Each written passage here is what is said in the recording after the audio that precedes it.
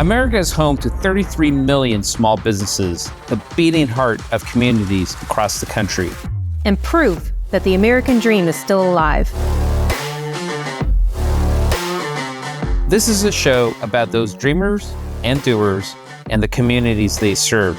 Their real life stories. Their struggles and successes. Their grit, determination, and passion. And the people who fight to keep their American dream alive. I'm Alfredo Ortiz. I'm Elaine Parker. And it's time for another episode of Main Street Matters, America's small business megaphone. Hi, and welcome to another episode of Main Street Matters, America's small business megaphone.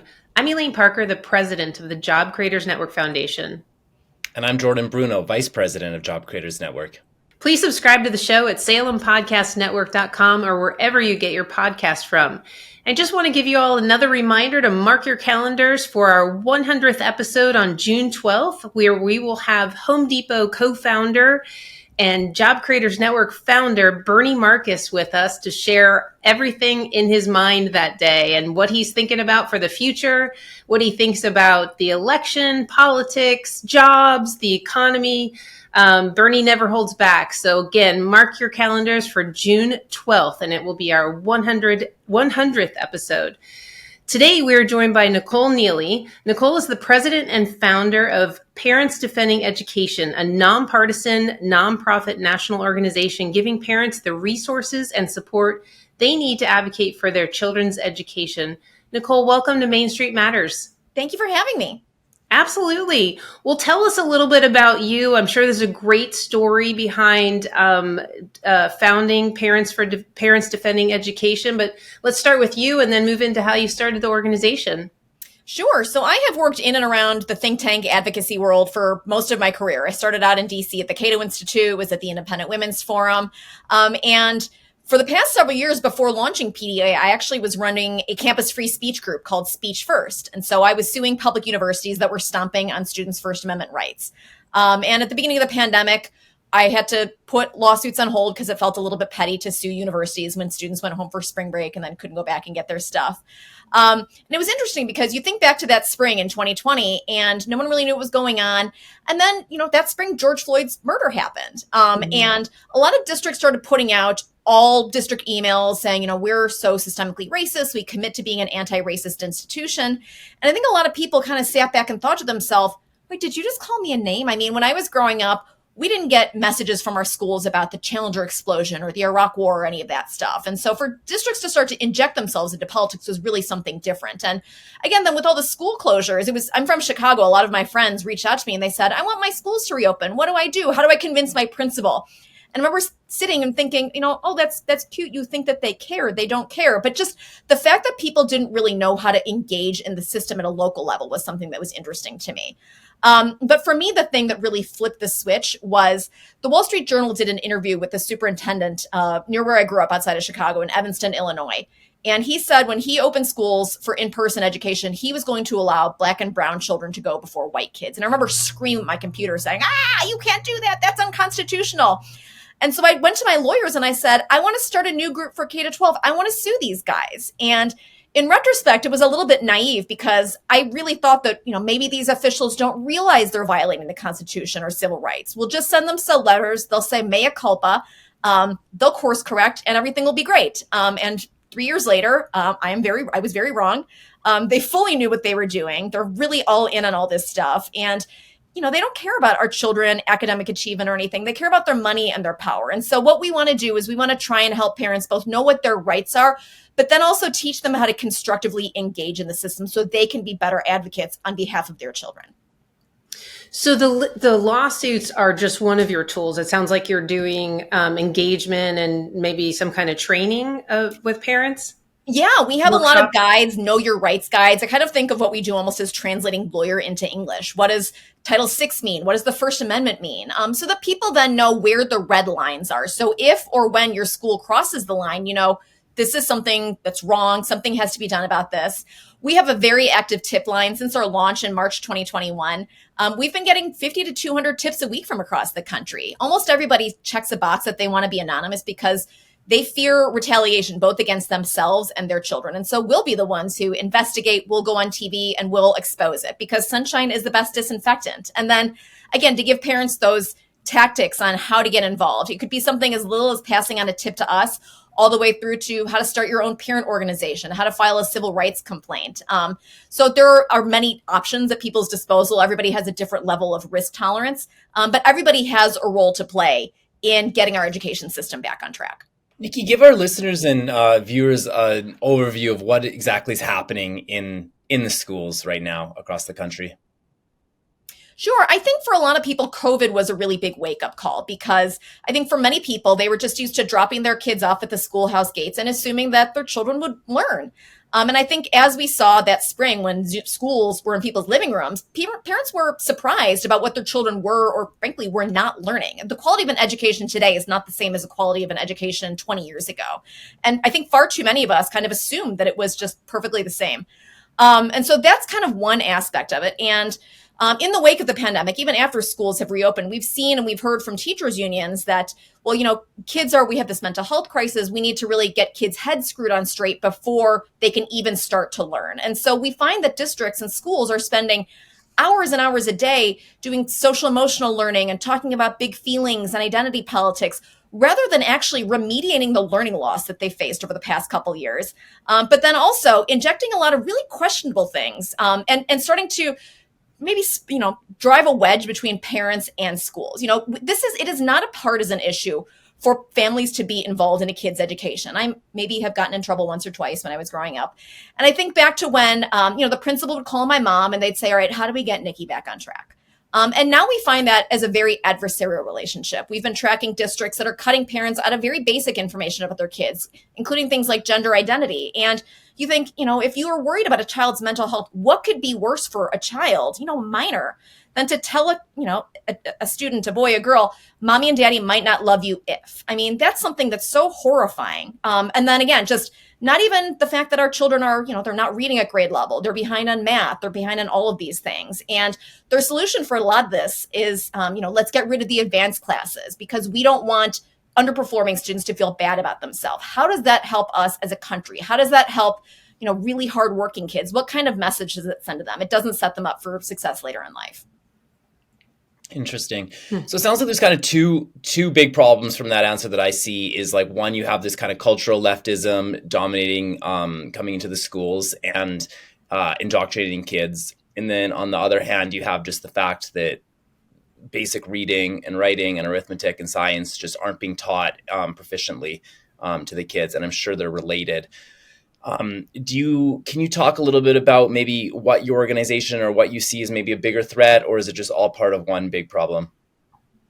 No, I think it is. They're all, looking just over the past 3 years, looking through our tip line. The first year when we launched, a lot of the tips were related to race. So it was 1619 Project. It was Ibram Kendi. It was racially segregated affinity groups or healing spaces. Again, much of that is very unconstitutional. The fact that in 2021, 22, 23, we are treating students differently on the basis of race and resegregating children, excluding them from programming based on skin color is appalling. And so, that's kind of one bucket of things. In 2022, 23, a lot of the tips, probably the majority, were related to gender. Things like bathrooms, locker rooms, lesson plans, books, things like that. And just over the past year, we've had, sadly, a lot of complaints related to anti-Semitism, unsurprisingly.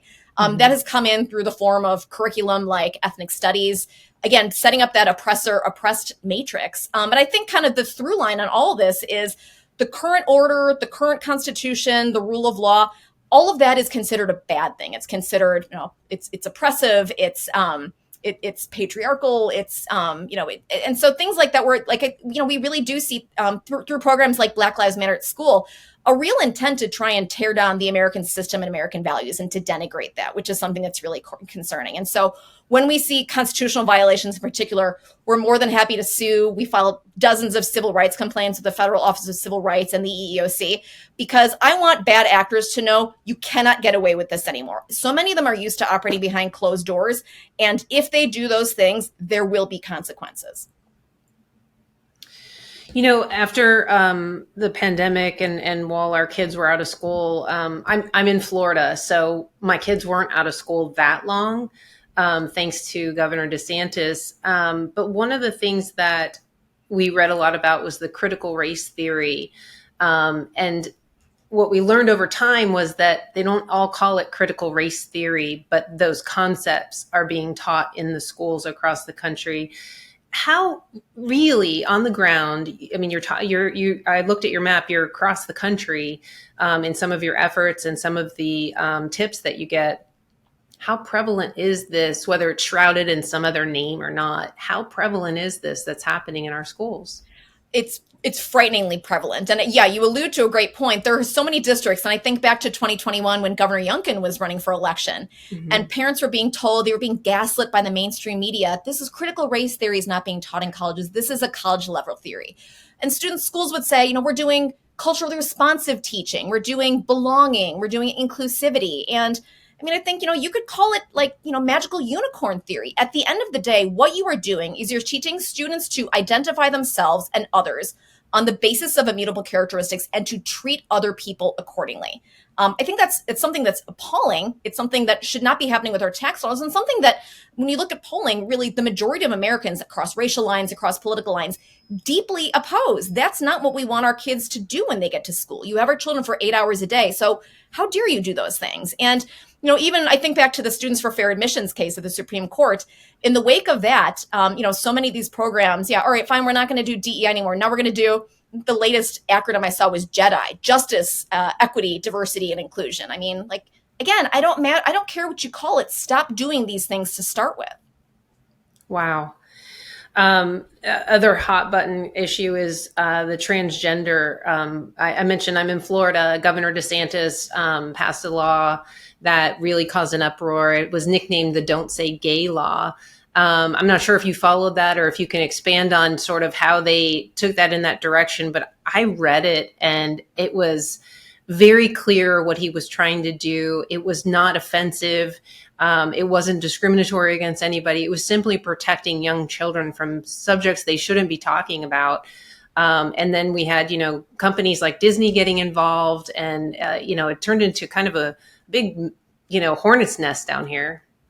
Yeah, I mean, even as you alluded to, the renaming of it by activists, by journalists to call it "Don't Say Gay." And when you look at the text of it, could not be farther from the truth. It was, let's not teach explicit sexual content to children between the ages of kindergarten and third grade. I mean, I have a 9-year-old and 10-year-old. My daughter is in third grade right now. And so let's not talk about sex with kids who are 8 or 9 years old and younger. That's not a controversial idea. And so to watch that really be turned on its head by all these outlets was something that was really jaw-dropping. Because again, that's where a majority of people say, okay, well, why are you determined to talk about these issues with very small children? These kids, again, after having been home in Virginia, schools were closed for 2 years. Kids who can barely tie their shoes or go to the bathroom by themselves. Why do you need to talk about pronouns with them or explore gender identity? They still believe in the tooth fairy and Santa Claus. You're ripping their innocence away, and that's very twisted.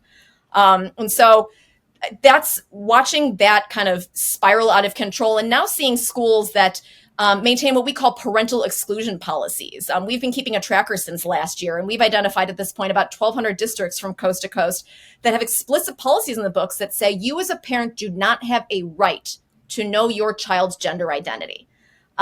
So, I mean, again, these are minor children. I have to sign a permission slip for aspirin, for sunscreen, to go on field trips. Yet you're going to call my child by a different name, give them a chest binder, have them have a completely second identity and not think that there will be any kind of repercussions or emotional fallout from that is something that's really staggering. Nikki, what's restorative discipline and how is it being implemented in the schools? This is a newish trend also that sprung up in the wake of George Floyd. And this was kind of a concept that was developed to break the, quote, school to prison pipeline. And it goes kind of off the theory that, well, if kids are disciplined, then it stigmatizes them. And so rather than disciplining them, suspending them, sending the principal's office, et cetera, let's bring the perpetrator, alleged perpetrator, and victim together and have them kind of mediate it out. And certainly that might work in certain contexts. I have a colleague who, she was a teacher, and she said she had a student one time who took apart her stapler. And she said, okay, well, as part of that, you need to put the stapler back together.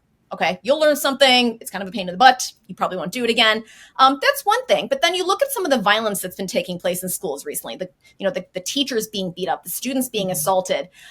There's really not a way to kumbaya your way out of that stuff. And students obviously realize if they back out, there are no consequences for that. And so if students think and know that they can basically get away with murder, is it any wonder that they continue to do so?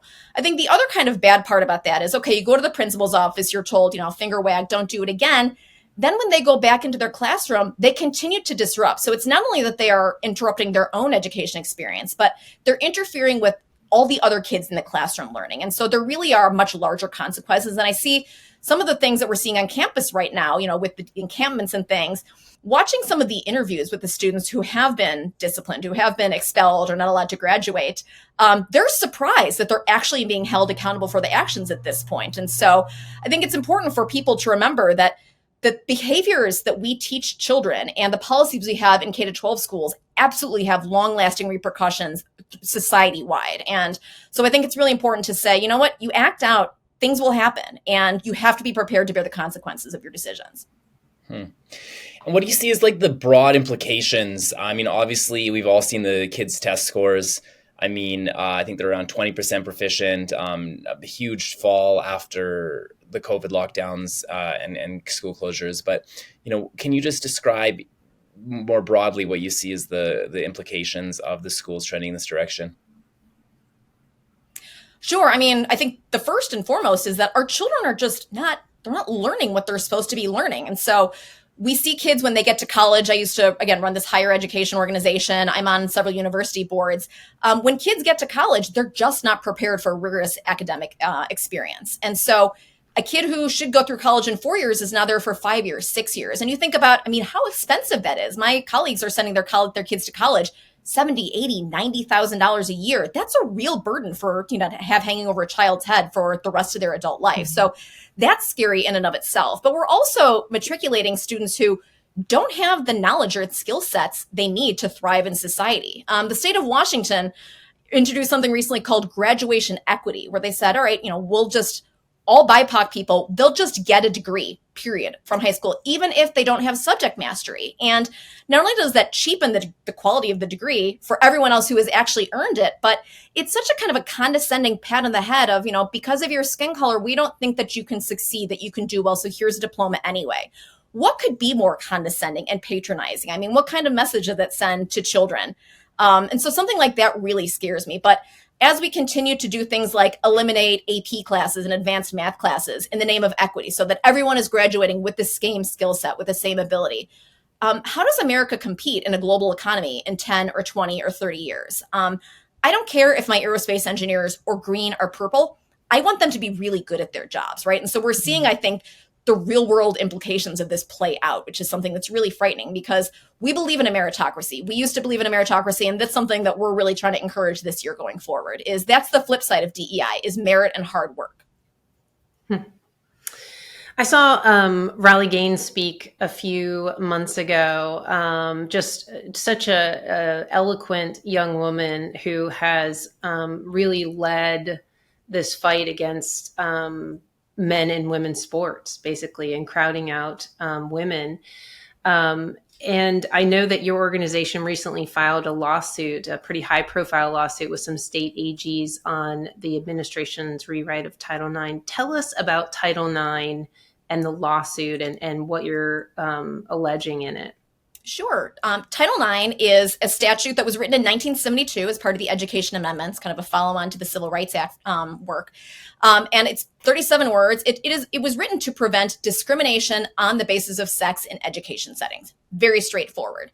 I mean, 20 years ago, when I think back to, starting out in Washington, a lot of places, schools were interpreting that as, okay, because there's not a women's wrestling team, we have to get rid of the men's wrestling team. So that was kind of where the discrimination was taken into account. This really kind of all changed dramatically under President Obama when he interpreted sex to mean gender identity and told schools that you can't discriminate on the basis that he also did a bunch of other things, got a due process, stomped on the First Amendment. It was a mess.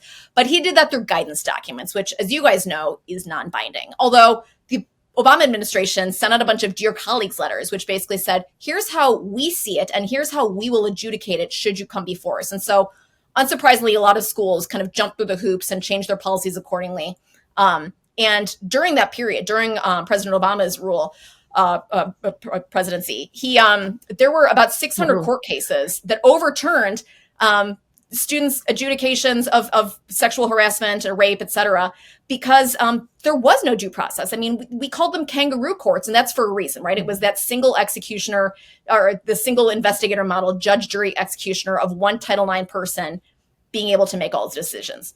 When President Trump came to office, Secretary DeVos went through the proper rulemaking process, put real guardrails in place. But then fast forward to 2021, when President Biden came in, he went back the other way, went back to all the Biden stuff.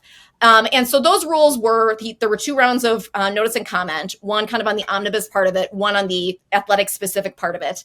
And the omnibus part was just released in April of this year. And so, Elaine, as you said, we partnered with several states, the states of Alabama, Florida, and Georgia, as well as South Carolina, and our friends at Speech First, my campus free speech group, and the Independent Women's Forum, to challenge these rules. We have a number of concerns with them. The first is that we say that, a cabinet agency can't just totally rewrite a word. If you want to change the word sex to be sexual orientation and gender identity, that's something Congress has to do. That's not something that an administrative agency can do. And it's something that has come up several times in the past several rounds of Congress, and it never makes it through. Democrats don't vote for it because they know it's unpopular with their constituents, and it's not something that will get them reelected. And so the fact that they tried to sneak that across the goalie is something that's concerning. But then also, again, they're stomping on the First Amendment again. They're saying, defining what a hostile environment is to say this could be, just one-off.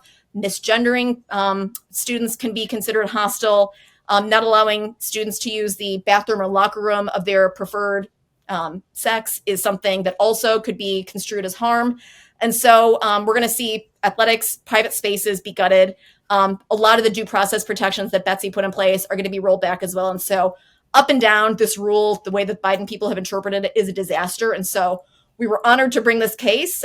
We are cautiously optimistic that the Supreme Court will take it up because there have been a number of other AGs that also have filed suit around the country. And so this is very much a live issue. I think there are at least 6 cases right now brought by, I want to say at this point, maybe all 27 Republican AGs. And so, we can't do this kind of policymaking whiplash back and forth every 4 years. We really need a serious ruling on this.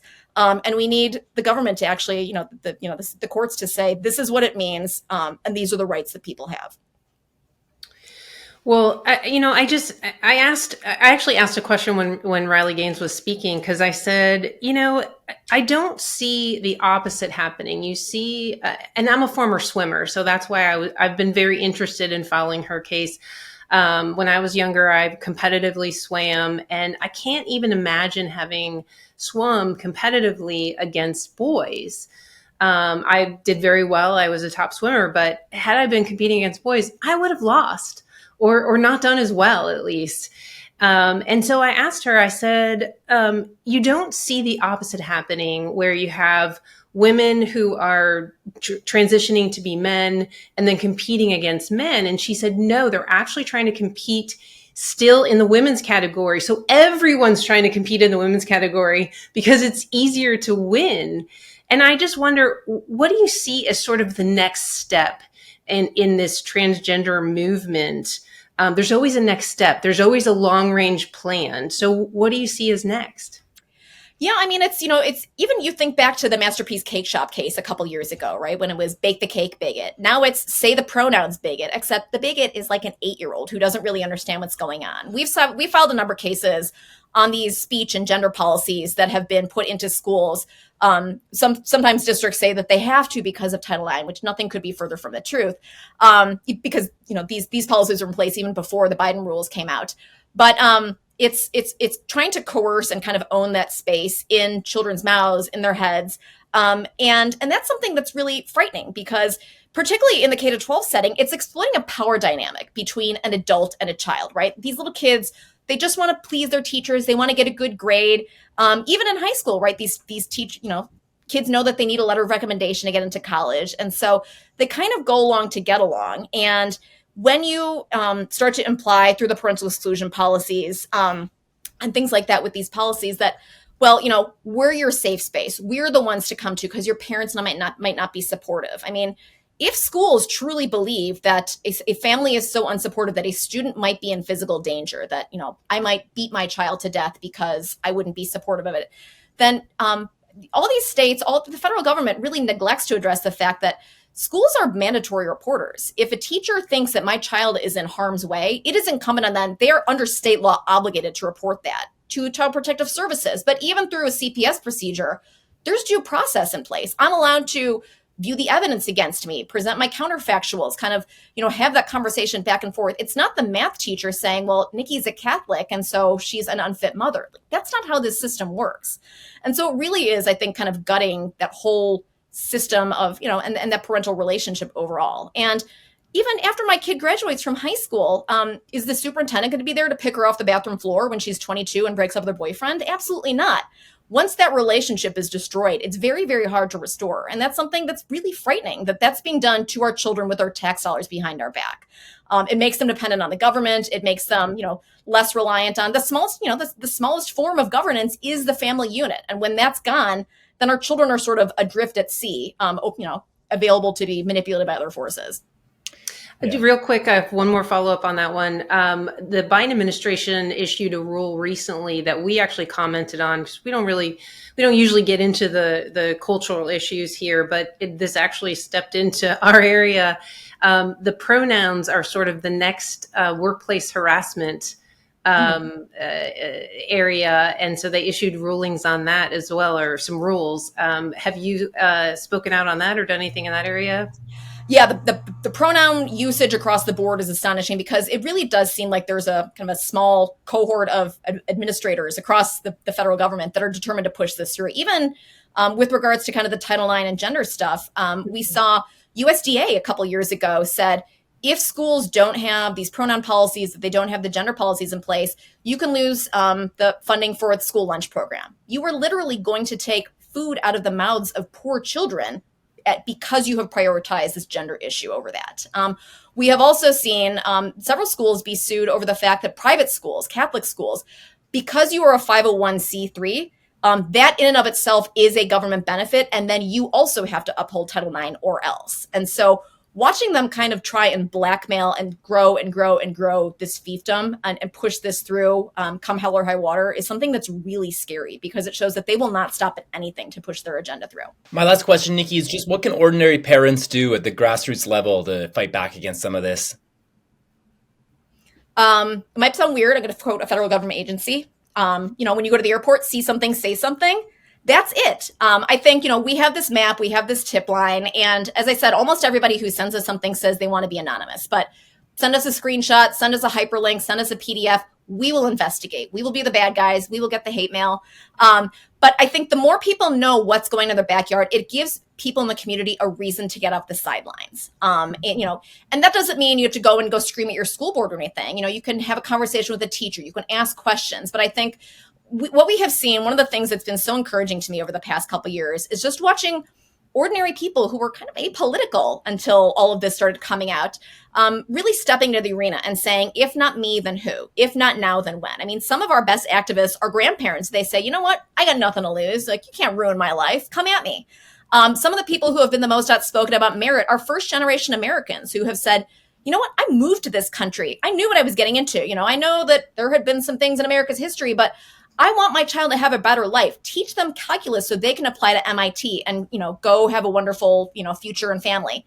And so really watching people who would not have been active step in, I think is something that's really exciting. And so we encourage everybody, you all have a role to play. And at the very least, send us an email about what's going on in your neighborhood, but just stay informed. So where do they go to give you a tip, send you an email, or even support your organization? Our website is defendinged.org, defendinged.org. And so our map is there. We do different research reports. We love to file public records requests as well. And so even if you think something fishy is going on, where there's smoke, there's fire usually. And so we love to investigate. We have a terrific team, people coast to coast. We work with parent groups. We help people get groups off the ground. And then also just spend a lot of time on the phone with parents, walking them through for every person. success means something different. Some people don't want a homework assignment to be handed out again. Other people want policy changes or leadership changes in their school. And so we want to figure out what the best outcome is for every parent in America and help them get there. Excellent. Well, Nicole, thank you so much for taking the time to join us on Main Street Matters, America's Small Business Megaphone. And thank you all for taking the time to listen. And again, don't forget, June 12th, Bernie Marcus, our 100th episode. Please tune in and listen. We're so excited about it. Main Street Matters is part of the Salem Podcast Network. New episodes debut every Wednesday and Friday. Please subscribe at salempodcastnetwork.com or wherever you get your podcasts from, and we'll be back soon.